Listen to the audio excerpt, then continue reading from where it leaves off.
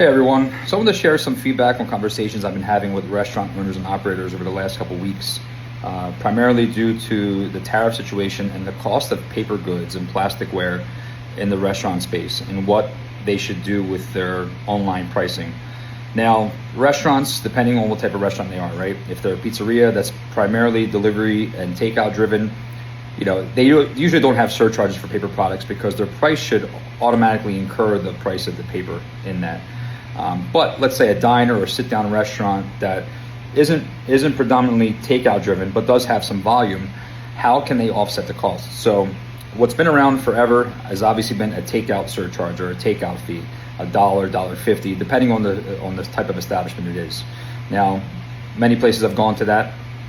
Others have gone to a flat menu price increase per item. So 50 cents across all items, 75 cents, $1. The two ideas that are coming up, and I'm getting mixed feedback on it, is the option of having restaurants allow customers to bring in their own containers. So similar to states that outlaw the use of plastic bags and people bringing their own bags. Sounds like a great idea, but you have to be very, very careful with that because due to foodborne illness risk outbreaks and anything that has to do with people getting sick eating food, you run the risk of using somebody else's container that you don't know where it's been stored or where it's been held, or even if it's been washed, rinsed, or sanitized properly. So if you go that route, just make sure you have a policy in place. Maybe they have to be dishwash safe containers. You have to wash, rinse, and sanitize at the restaurant to be safe and air dry before using it. So I will caution against that option. The other option that restaurants are doing is putting a minimum on takeout orders, basically saying we're only accepting takeout orders of $25 or more.